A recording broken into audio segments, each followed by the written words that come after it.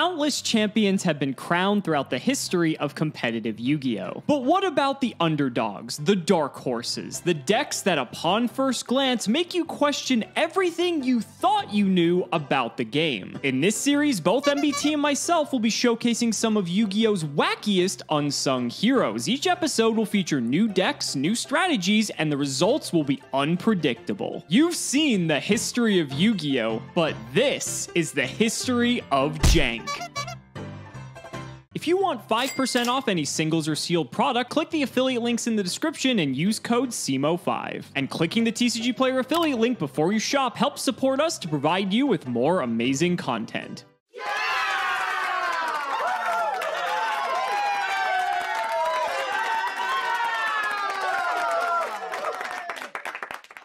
Okay, a lot of you figured this out the last time we played a Kaiju deck, but no, pure Kaiju isn't going to be our only look at the strategy. Behold, in my opinion, the most successful Kaiju deck ever played, Gradles. If you're unfamiliar with the Gradle monsters, they all follow a similar style of gameplay.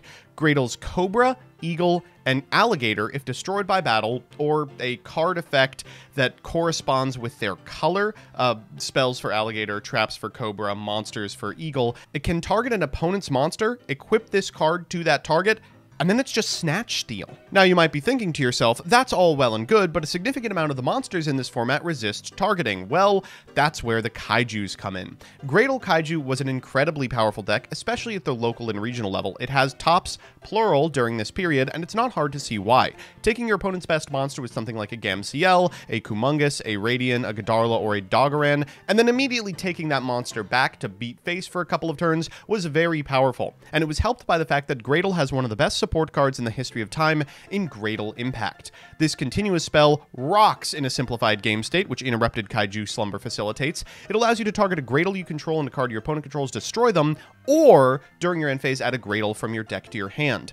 If you don't have any Gradles, you can add one during the end phase and get off to the races next turn. Gives it something to do going first rather than sit on a Vanity's Emptiness, but more realistically, you're playing it going second to pop one of your opponent's cards that's giving you trouble, and a Gradle Alligator. Because it's a spell effect that destroys this card, this will proc the Alligator, and you'll get to steal without having to take any life points via the battle phase.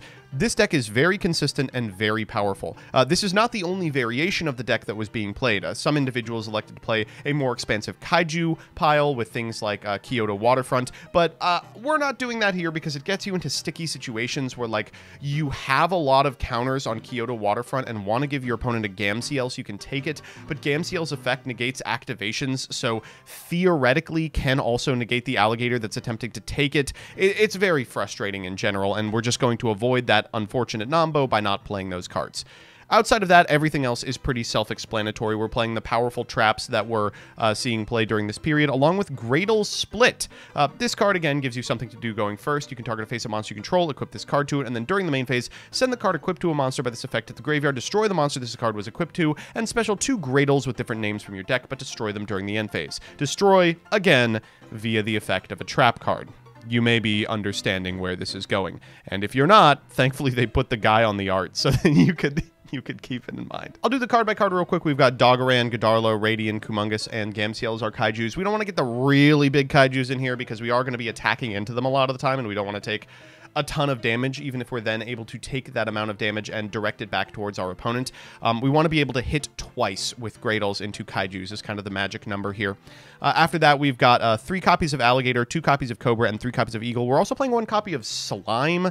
Because we have Gradle Impact, this card is searchable, but I don't really like it. If it's in your hand or graveyard, you can target 2 Gradles you control, destroy them, then special summon this card. And when summoned this way, you can target a Gradle in your graveyard, special it in defense position. Importantly, this card is a tuner. It's the only way you can get into the Gradle Dragon, which is a fine card, but not worth jumping through too many hoops to get to. We've got 3 copies of Maxi, 3 copies of Ghost Ogre, 3 Gradle Impact, 3 Interrupted Kaiju Slumber, Raigeki Double Dark Hole, Skill Drain, Solemn Warning, Torrential Tribute, Vanity's Emptiness, Triple Gradle Split, Bottomless Trap Hole, and Compulse on the side. We've got a lot of fun and fair cards: Imperial Iron Wall, Light Imprisoning Mirror, Mask of Restrict, Anti-Spell Fragrance, and Twin Twister in the extra. We've got Colossal Fighter. This is a great way to just randomly dome your opponent for a quadrillion damage.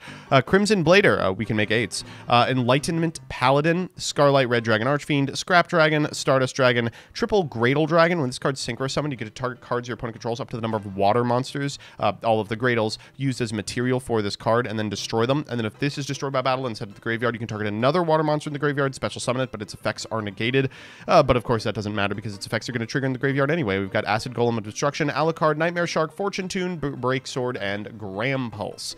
So with that, here's Alex explaining the deck that he will be playing and I will be tributing over. Oh, Joseph is not going to be ready for this one. Blue Eyes Chaos Max Dragon is the Rogue Slayer. This card is such a pain in the ass to deal with because it has built-in protection from targeting and destruction, and it's 4,000 attack, and you're able to just kill your opponent in one fell swoop if they set something in defense position.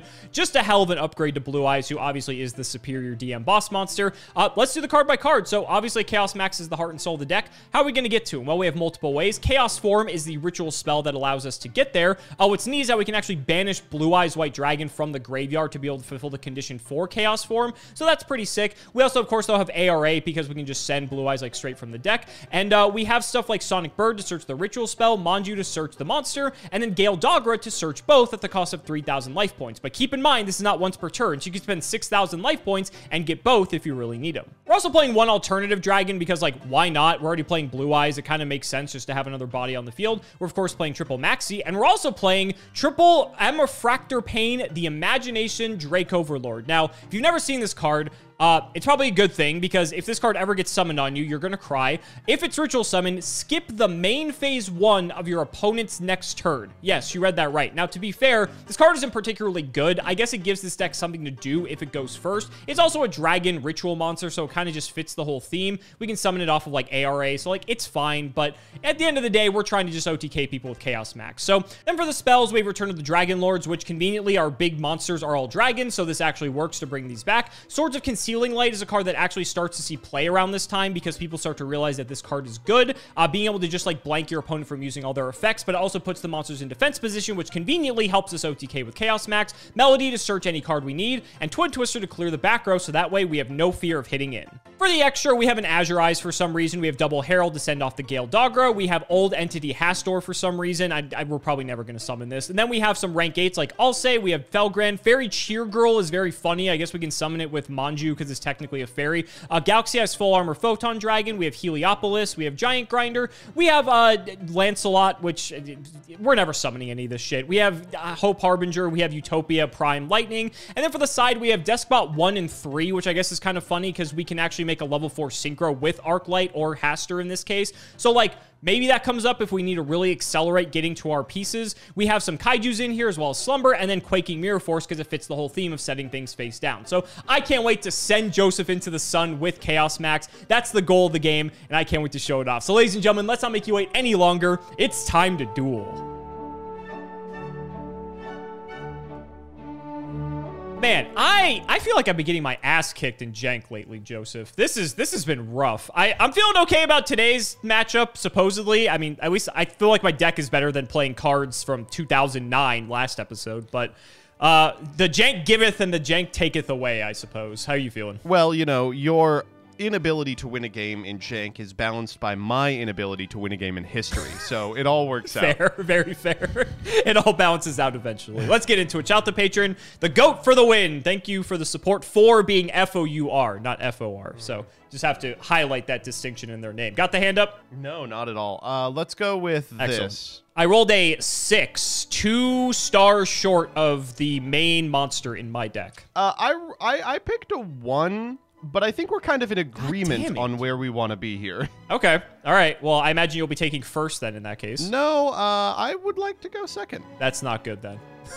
This is not good in the slightest. Ooh, wow.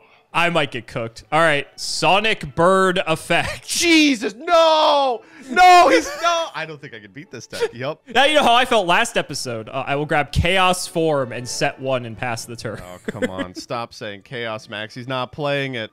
Shit. Well, I don't really want to go in on Sonic Bird. So we're going to set 2. I'll activate Gradle Impact and proceed to end phase, try and activate its effect. What? Why are you complaining? You have the card to beat this day. Well, I mean, you can just kill me. I can, but I have to do it in one shot or I'm dead. Yeah. Do I want this to resolve, actually? No, hold on. I might not let this resolve. Hold on. You just add a Gradle from deck to hand? That seems fucking crazy. You know what? We'll Twin Twister that. Twin Twister, Gradle, and pitch Chaos form. All right. We'll hit this one, too. Sure. What we get? What we get? What we get? What we get? Bottomless. Not that it matters. Oh, you idiot! Gale Dogra emerged! Yeah, that's fine. I will pay 3,000 life points to send Herald of the Arclight to the graveyard. I think I'm actually Ghost Ogreing this, just so you Are don't... you like... Sure. So I don't do it again? Yeah, there's nothing else to Ghost Ogre. Okay, that makes sense, I guess. We'll get Chaos Max with the activation of the Herald of the Arclight. I love how Herald of the Arclight has just, like, what it has done for Yu-Gi-Oh! Is incredible. Anyway. Okay, so now here's the problem. I could summon Chaos Max, but I can't kill you. So, like, I don't even know if it's worth it yet. I think we just poke for 14 with the Sonic Bird and wait to one-shot you. Alex, I hate to tell you this. The Gradle's target. Oh, you're scared of Kaijus. Yup. I'm scared of Kaijus. I don't give a fuck about the Gradle. So I'm like, what are you talking about? All right, go. Maybe now I know what's in your hand based off of how you said that. I still cannot kill you with a Chaos Max, so I will attack with Sonic Bird. I can't even put a guy in defense to wall the Sonic Bird, because then you can kill me. That better not be fucking Twin Twister. If you gave me a Kaiju, I could have killed you last turn. Well, you know, I really want to set this guy. I will not. Go ahead. Okay, end phase Twin Twister. No! Alex, let's talk about this. No, it's fine. Oh, you thought you were going to be so smooth with that Vanity's Emptiness over there. Fool! I activate the Chaos form, banishing my Blue Eyes White Dragon for the ultimate beast! Blue Eyes Chaos Max! Whoa. Let's not get too ahead of ourselves. I'll chain Maxi. Okay, yeah. Draw your fucking Battle Fader. Be my guess. All right, Fader. Yeah, that's what I thought. Fade to game 2 is what we're really doing. Oh, God, I can't beat this. Okay, so that did not go fantastically. Oh, boy. Oh, this is retribution for last episode, that's for sure. This one's looking a little better, I will say. Okay, all right. What do you got? What do you mean, what do I got? I lost. What do you got? Oh, I forgot. I'm going first. I forgot. All right, sorry. Main 1, Sonic Bird. We will get our beloved Chaos form. And we will set a card and pass. That better not fucking be Twin Twister. Interrupted Kaiju Slumber. Sure, I'll take a Kaiju. Why not? I'm going to get Dog, and you can have Gam. How generous of you. Thank you. Also, what the fuck am I doing? I'm maxing this. Oh, all right. Let us activate Gradle Impact. Okay. I will normal Gradle Alligator, and I will activate the effect of Gradle Impact. What are you targeting? My Alligator and your back row. We will try. That's annoying. We will Twin Twister the Impact. Oh, boo on you. So Alligator now sticks around. It does, which isn't great. I mean, it's not great. I can walk it into the GAMCL, and then I don't know if you're familiar with this. I get GAMCL and then choose which one I keep. Right, because you can only control one Kaiju. Yeah. But I think I would just prefer for him to stay on my side of the field. So we're going to go 8 and then 5. And 5? Sure. Yeah, and then, you know, really the goal there was to get the fucking Twin Twister out of the back row. So go ahead. Yeah. All right, we'll go main 1. Yep. Manju? Ooh, wait, hold up. Alex, can you... What is the attribute of this monster? Light? Oh, that's really rough. I'm sorry to hear that. Wow, that sucks. Fucking light imprisoning? Really? That actually blows. All right, well... I do a little cooking. I could just attack your alligator and then you take my guy. Yeah, that sounds good, right? Granted, you can just do that on your turn anyway. I guess it's... Yeah, whatever. Go ahead. All right, stand by main. Gradle Cobra! Sure. Are you dead? This is 4 plus 14 is what? Not lethal. Not lethal. All right. Let's just go. I'm close. Yeah, I will send the Cobra in. We'll take Okay, so you'll 4 take here. 4. You get my dude. And then we'll go 5, 14, 3. Sounds good. Second main, we will activate Gradle Impact, and end phase we will try to Another trigger it. one. Yep. We'll grab Golden Eagle. Back to you. Okay, well, we're dead. Oh yeah, we're dead. Yeah. Ooh, this is a rough one. Even if I held the Twin Twister, I'm still not sure if I was going to win that, in all honesty. My hand was kind of iffy. And again, like, the biggest problem is Chaos Max is sick, but if I can't actually, like, kill you in one shot, I feel like I'm in a lot of trouble. So I feel like we're doing this little interesting dance here. I'm going to go second. I want the extra card, but I'm afraid with your setup what can happen. So best of luck. Yeah. Shit. I don't really want to set any of these guys. All right, we will set. We will set too. Go ahead. He is going to set. All right, I'll draw. Standby main. Twin Twister? Man, 3 for 3. Yeah. Mask of Restrict. Cheeky. Very cheeky. Okay, this has the likelihood to fail miserably. Whoa, Alex, let's talk about this. Do you have Ghost Ogre again? I do not. Okay, we'll use Herald. Yep.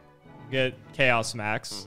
I'll try it again. Yeah. Not once per turn, by the way. It's technically only twice per turn, because I only have that many life points. Let's be reasonable here, buddy. It's not funny because I have to do this. Okay. This is so bad. Whoa! This is so bad. Oh, I have to go all in. okay. I'm taking 5,000. 6,000. Oh no, 5,000. 5,000. Oh. Yeah. Okay. Well, unfortunately, I went can't through this target whole line. No, but it's. I went through this whole line and I realized I don't have a way to summon this. No, So I want to say it is correct that you did that because I was like, it's okay. I can alligator target the Dogra. I can pop off on my. All right, what are we working with? Kaiju me. Let's see it. Yeah. I have a kaiju. Yeah. Yeah, I figured. I was like, Sucks. am I gonna see the vanities? Let's go Slumber. Sure. We'll give you Gamciel. The Gam. Give I'll me the have Gam. Dog. And I am just gonna go for it. We're gonna normal Eagle.